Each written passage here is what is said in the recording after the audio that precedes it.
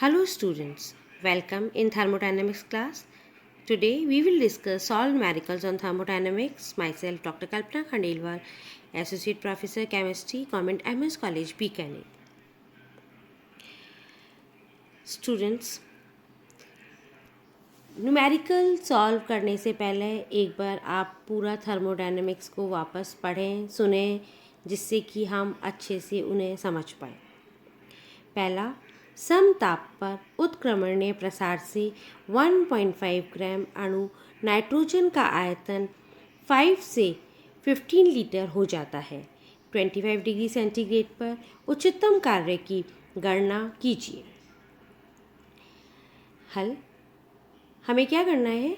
हमें maximum work calculate करना है 25 डिग्री सेंटीग्रेड पर। हमें सबसे पहले फॉर्मूला देखना पड़ेगा।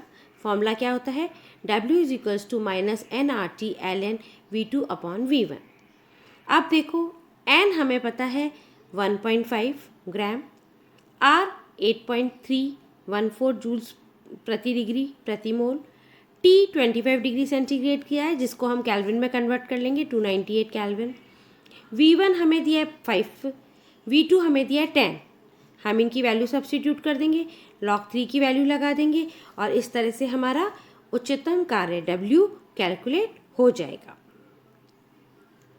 सेकेंड, 27 डिग्री सेंटीग्रेड पर हाइड्रोजन गैस के दो अणुओं का समतापी तथा उत्क्रमणीय प्रसार 10 लीटर से बढ़कर 100 लीटर हो जाता है। इस प्रक्रम में दिए गए कार्य की गणना कीजिए। स्टूडेंट्स, सेम है, केवल यहाँ पे क्या हुआ है? वॉल्यूम चेंज हुआ है और उसी तरह से हम इसको भी सॉल्व कर लेंगे। यहाँ n हमारा 2 हो गया, 2 हो गया और वॉल्यूम चेंज हो गया है।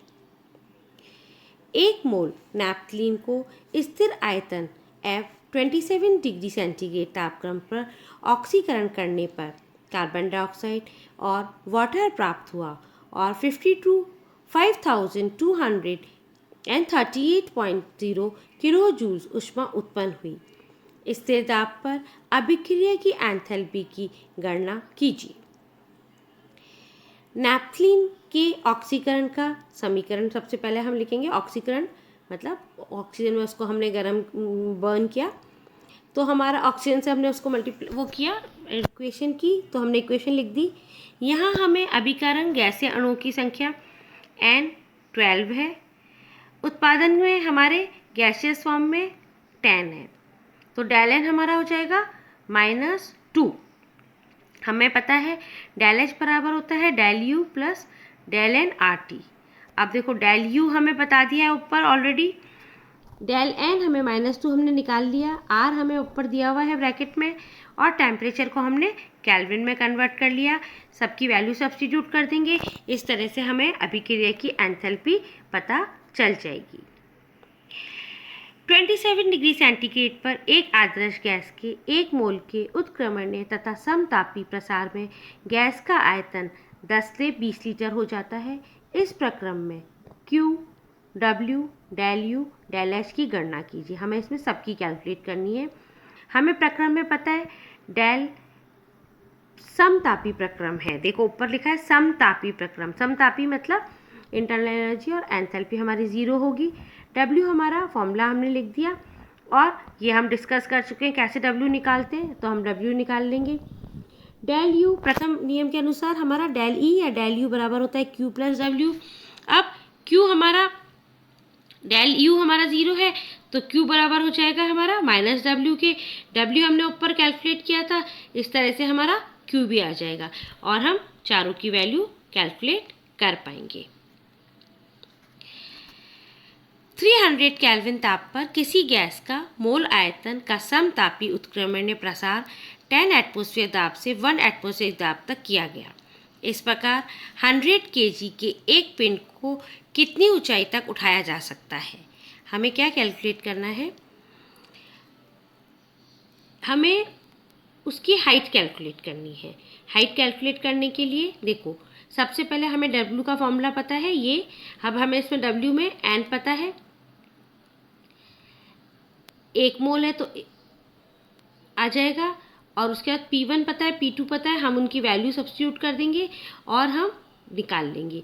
इसके बाद हमें पता है उठाने में किया क्या कार्य, कार्य किसके बराबर होता है, mgh के बराबर होता है। हमने w ऊपर कैलकुलेट कर लिया, m हमें ऊपर दिया हुआ है 800 ग्राम्स किलोग्राम, फिर उसको हमने ग्राम में कन्वर्ट कर दिया, और उसके बाद g हमें पता है, h हमें कैलकुलेट करना है, हम h कैलकुलेट कर लेंगे with the help of this formula. 100 वायुमंडल आरंभिक दाब पर एक आदर्श गैस का उत्क्रमणीय एवं समतापी प्रसार आरंभिक आयतन V से 10V आयतन तक किया गया। इस प्रसार से 10,000 कैलोरी कार्य हुआ। V की गणना कीजिए।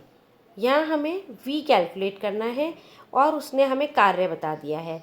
तो कार्य बराबर हमारा क्या होता है, W बराबर होता है -P V2 - V1। अब W हमें पता है, P पता है हमें, V1 हमारा V मान लेते हैं और V2 हमारा 10V है, ऊपर लिखा हुआ है, हम उसमें सब्स्टिट्यूट कर देंगे और इस तरह से हम V को कैलकुलेट कर लेंगे। 0 डिग्री तथा 1 एटमॉस्फेरिक दाब पर किसी आदर्श गैस का 1 मोल समतापीय उत्क्रमणीय प्रसार में 1000 कैलोरी ऊष्मा अवशोषित करता है। आदर्श गैस का अंतिम आयतन ज्ञात करना है। यहाँ हमें फाइनल वॉल्यूम कैलकुलेट करना है। देखो हमें एक्सपेंशन वर्क की वैल्यू भी दी हुई है। चूँकि समतापीय उत्क्रमण प्रसार है तो डेली हमारा 0 हो जाएगा। Q बराबर W माइनस जो कि हमें ऊपर दिया वही है, W हम कैलकुलेट कर लेंगे, W हमारा आ गया, उससे फिर हम फॉर्मूले में रखेंगे V2 अपॉन V1। V2 हमें नहीं पता है, V1 22.4 लीटर,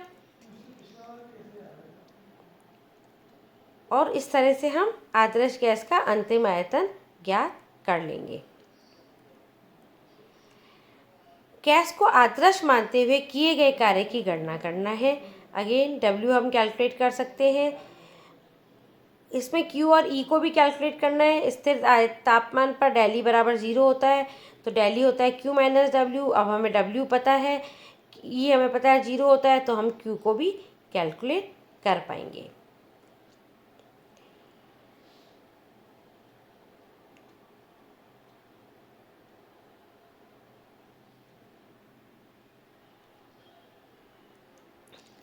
किसी आदर्श गैस के 1 मोल को एक पिस्टन के विरुद्ध जो कि 0.4 वायु दाब का संभालता है प्रसारित किया गया है। आरंभिक दाब 10 वायु तथा अंतिम दाब 0.4 वायु था। वायुमंडल दाब होता है ये। दाब को 0 डिग्री सेंटीग्रेड पर रखा गया है। प्रसारण में होने वाले कार्य आंतरिक ऊर्जा में परिवर्तन तथा अवशोषित ऊष्मा की गणना कीजिए। कार्य की गणना वही सेम तरीका है। आंतरिक ऊर्जा में परिवर्तन डेली U2 माइनस U1 कर लेंगे। आदर्श गैस के लिए प्रसार कार्य के लिए बराबर होता है, वो मतलब 0 होता है, तो हम 0 लिख देंगे। अवशोषित गैस की गणना ऊष्मा करने के लिए हम DU, यहाँ D डेल U होगा, ये डेल U प्लस W हमने ऊपर कैलकुलेट कर लिया है, ये 0 है तो Q हमारा उसके बराबर होगा। 27 डिग्री पर आदर्श गैस के 5 मोल का उत्क्रमण तथा समतापीय संपीड़न 1.5 एटमॉस्फेयर से 15 एटमॉस्फेयर तक किया गया है। किए गए कार्य की गणना कैलोरी में कीजिए। सेम हम पहले डिस्कस कर चुके हैं, हम वैल्यू सब्स्टिट्यूट कर देंगे और W को कैलकुलेट कर लेंगे। यदि कोई गैस 1 एटमॉस्फेरिक दाब पर 10 लीटर से 22 लीटर समतापीय प्रसारित हो तो प्रक्रम का डेली ज्ञात कीजिए। इस प्रक्रम में परिवेश 800 जूल से ऊष्मा अवशोषित होती है। चूँकि इस प्रक्रम में दाब स्थिर है, अतः W = P V2 - V1। P स्थिर है मतलब 1 एटमॉस्फेयर, और V2 22 से 10 हुआ है, 12 लीटर हो गया, एटमॉस्फेरिक हो गया।